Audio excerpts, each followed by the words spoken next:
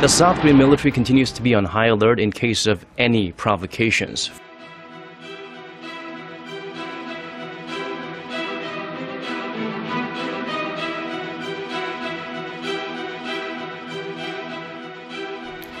Due to North Korea's increasingly provocative actions, the South Korean military is reportedly looking at expanding research into building its own nuclear-powered submarines. Several local media outlets have cited an unidentified official who says the military could make a final decision on the matter by the end of this year. After considering local and international protocols, another military official said various experts have pointed to the nuclear subs as the most effective way to deter North Korea's threats, but they would go against the Moon administration's emphasis on the denuclearization of the Korean Peninsula. Today, North Korea state television also showed Kim Jong-un at what appeared to be a military drill today, practicing amphibious landings and parachuting drills. 직접적인 훈련 지도를 받게 된 특수작전 부대 장병들의 가슴마다에는 Saturday's test is in defiance of President Trump, who warned about 3 weeks ago that he would unleash fire and fury if North Korea continued its threats. Now, the White House says they are monitoring the situation. President Moon Jae-in is stressing the importance of patience as South Korea looks to improve ties with North Korea. Speaking at a working luncheon with lawmakers from the ruling Democratic Party on Saturday, he said inter-Korean relations cannot be resolved right away and that long-term preparation is key. President Moon joined the lunch after meeting with the National Security Council in response to Pyongyang's latest missile launches. In a wide-ranging speech, he touched on various other subjects such as the economy and the future of the party. The president added that he respects the National Assembly and that he will do everything he can to communicate and cooperate with the opposition parties. So, no word so far from North Korea on today's missile launch, but the regime's state-run media has reported that Kim Jong-un oversaw a special forces exercise simulating an invasion of South Korean border islands.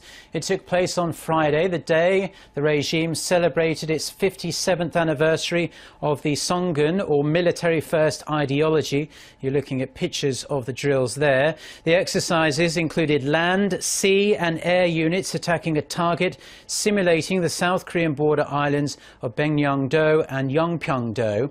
Kim is said to have been satisfied with the drill and called on the forces to be ready to occupy Seoul and South Korea in one go.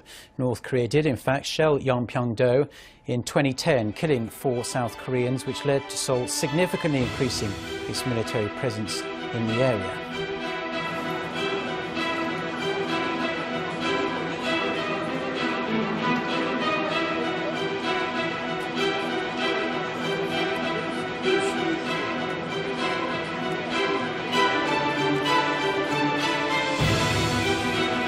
북한은 우리 예상대로 따르지 않는다는 것을 우리 충분히 알고 있다. 그래서 뭔가 틀릴 것이다 했는데 아니나 달라 여기서 하길래 그럴 줄 알았다. 그러다 보니까 우리도 이제 뭐 전쟁이 난다 안 난다 그러는데 쉽게 동요하지 않고 차분히 일상생활을 할 겁니다. TV나 뉴스 같은 데서는 외국인에서는 되게 큰 일로 다루고 있지만 사실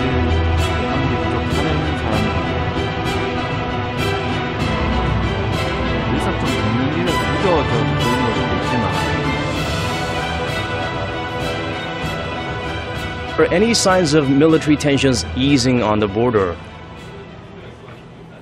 Well, Daniel, unfortunately, no. Military tensions at the inter-Korean border remains to be at its highest alert, although high-level inter-Korean talks are taking place right now.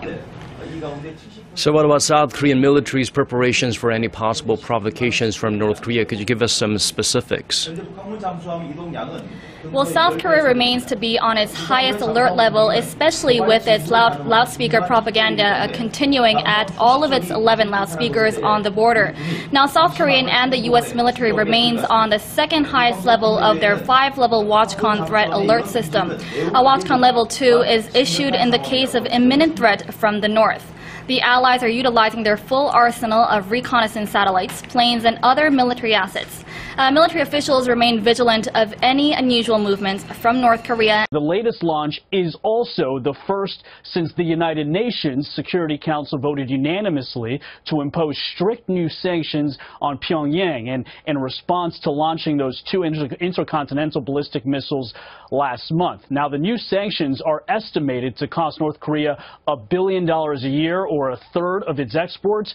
The hope, Neil, was that these sanctions would lead Kim Jong-un to come to the negotiating table sooner rather than later. And if today is any indication, it's more of the same, at least so far, from North Korea.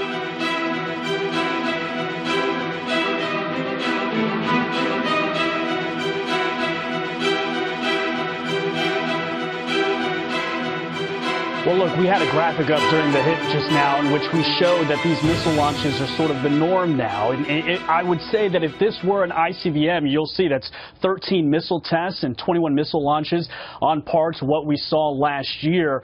These were short-range missiles. This wasn't the long-form or the long-range missiles that we had seen, the ones that could potentially reach Guam and North America. Now, the administration has said that they would unleash fire and fury if missiles were launched toward Guam. Given the fact that this seems to be more of the same from North Korea, I would expect us to stay monitoring the situation, as they said. A photo released by North Korea's state media is turning heads the world over. It shows the regime may be close to completing a new type of submarine-launched ballistic missile. Kim Hyun-bin zooms in on the development which could further escalate tensions on the peninsula. A recent photo unveiled by Pyongyang indicates that the regime is close to developing a new submarine ballistic missile known as the Pukuksong-3. The chart shows the structure of the SLBM displayed behind North Korean leader Kim Jong-un during his visit to the Chemical Material Institute at the Academy of Defense Science earlier this week. Many experts believe that North Korea could be in the final stages of developing the missile. In a recent video, Pyongyang released footage of possible body of a Pukuksong-3 SLBM, so I believe it is near completion. Earlier this year, the regime fired a new intermediate-range SLBM known as the Pukuksong-2, which is known to use a solid-fuel engine. North Korea is trying to perfect the solid-fuel engine since this makes it harder for satellites to detect the missiles before launch. Experts say that the regime could have even test-launched the Pukuksong-3 engine in their recent cold-launch test in late July. I believe the recent 3 cold launch engine tests from the regime were from the newly built SLBM. Experts say North Korea will consider the most effective date to maximize their provocations when planning to test launch the new missiles. Staying with North Korea, fresh new image from the regime appears to be boasting of its technical capabilities, showing the new submarine-launched ballistic missile on the regime's state-run media. Now this after its leader Kim Jong-un ordered for more production of rocket engines and nuclear warheads for ballistic missiles at a chemicals research institute. Watchers say this could be an indirect message that the regime could test-fire the missile soon. Kim Hyo-sun reports.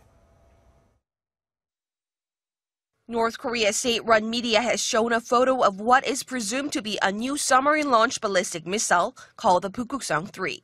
It's the first time the regime has revealed information about its new SLBM.